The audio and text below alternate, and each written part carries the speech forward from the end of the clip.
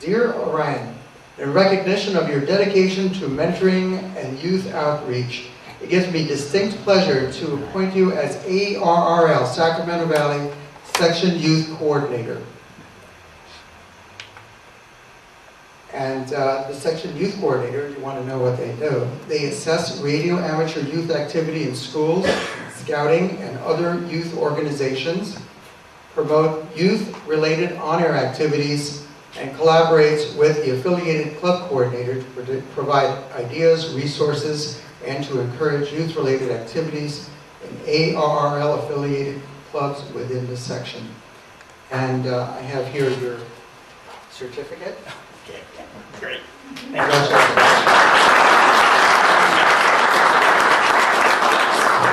Great working with Orion.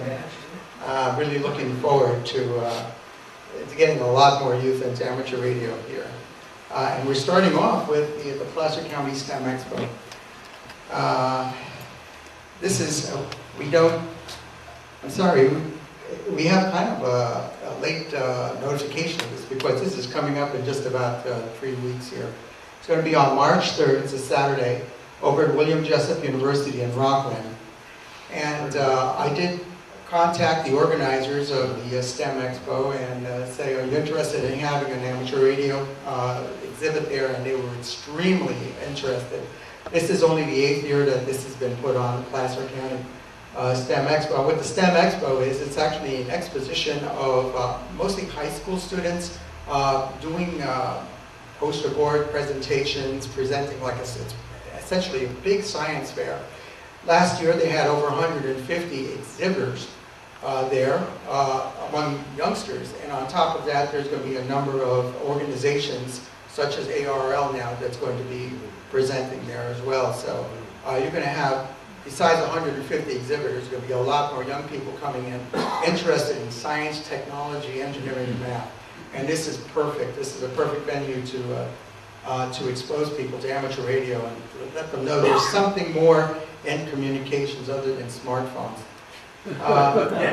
In case you're not aware of where William Jessup University is, it's right off Interstate, actually this is Highway 65 and the Sunset Boulevard exit there in Rockland.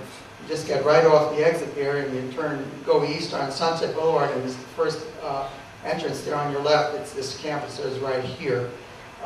The event is going, this is a little closer view of the campus. The event is going to be held in this building here, which is called the Academic Warehouse. It's a very large open space with movable partitions. It's quite large. This area over here is actually a big stage area. So let me give you an idea here. This is where we're going to be, is to go in through the entrance and the inside, and this is the area for the organizations that are exhibiting. And then over here is a much larger area where we're going to have all of the student exhibits. There's going to be probably over 150 or even more there. So all of the students and all of the youngsters and their parents and what have you have to come in through this entrance, and they're going to have to pass through the exhibitor, so they'll have, we'll be visible to them.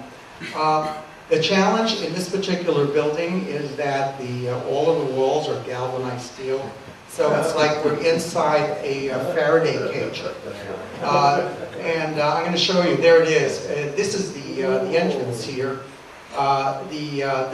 This area behind this wall over here is the academics warehouse, and this is all solid galvanized steel. So, yes?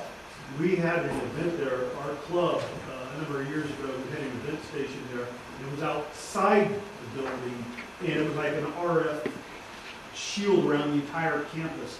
So just a heads up, even if you put something outside, it's going to be very challenging to get reception in there. There's like a force field around hell.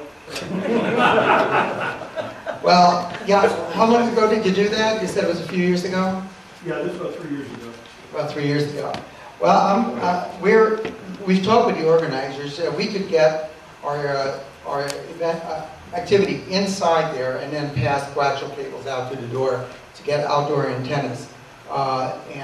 This is that would be one of the doors right there. Right, that goes directly to the it's right behind this area here, booths number 8, 9, and I 10. think we tried a balloon. We didn't get it high enough though. Well, we'll see. I actually went out there, we went out there Saturday to take these pictures, and with a little handheld shortwave receiver, which is one of these KP5 SSBs, and inside the building, you'd absolutely hear nothing whatsoever. But you just walk about 10 feet away from the wall on the outside there, and the reception was darn good. It was pretty good. So maybe you just had a bad day, as far as propagation was concerned. Hopefully we're going to have some pretty good propagation for this this event. And there's a little close-up picture here. I'm sorry. There, that's the door. And then this is a raised area on top of here where there's space. There's a little sidewalk up there, and there'll be some room to put up the antennas over there. And that's a little closer view here. There's a door. This is all galvanized steel. I mean, I guess it's protected against electromagnetic pulse very well, I imagine. And that's, again, the entrance from the outside. And this is looking from the inside. This would be the exhibition area. Of course, all the lights were off when we went in to check it out. But there's a door right there, and there's going to be access to put antennas out. We did speak with the organizers, and they say they're going to work with us because they really want us to be there. So I think this is going to be an excellent opportunity. And if any of you really want to work with kids, help, just share your joy and your enthusiasm for amateur radio, and perhaps open the door for them to be our next generation of ham radio operators, please think about coming out and joining us. I know Carl Schultz wants to come out. He's not here tonight, but he has committed to come. Orion's going to be helping with us too as well. And yes? How many hours are you going to be there? Well, we have to commit to be there we have to be there and up and going at 9 a.m. up until about 3:30.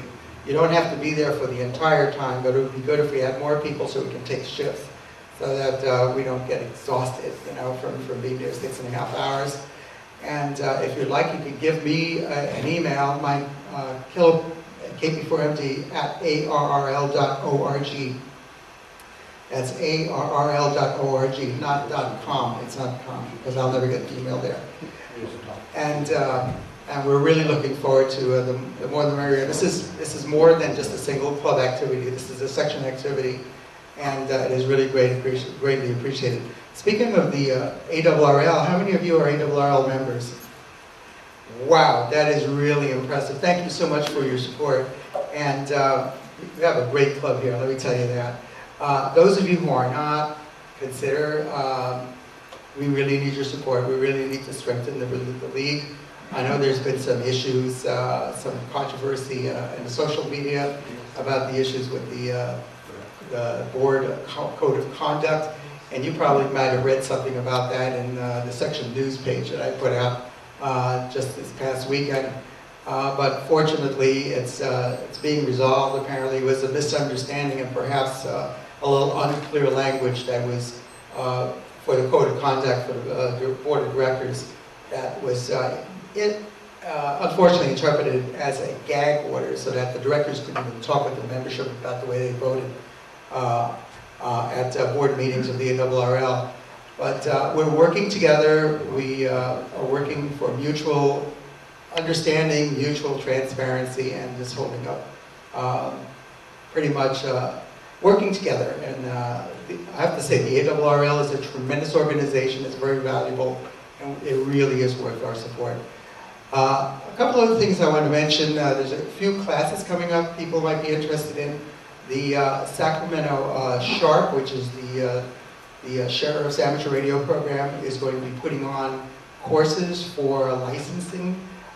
In March, they're going to be doing a 7-session course for the technician license, starting in the first week of March. And on the last session, they'll have a VE exam. And if you want to upgrade to general, they're going to give the general class course in April. And this is really valuable because around here we don't get very many general courses. It's 8 classes, actual classes, and they're going to follow the ARRL license manual. So you're going to need to get that manual in preparation if you want to attend these classes. And they're down at the Sheriff, that's down on 65th Street, at the Sacramento Sheriff Central Station down there. Also, if you're interested in Morse code, the Samuel F. Morse Amateur Radio Club, which is the one Morse code oriented club in our area here, is putting on a Morse code class also, and they're going to start in April as well. And if you want any information on these classes, you can look. All that information is posted on our website, which is arrlsacvalley.org. So I think that pretty much about covers it. And I want to thank you very much, and I'm looking forward to seeing you in the future. And at your Ham Fest also, I will be there. Awesome.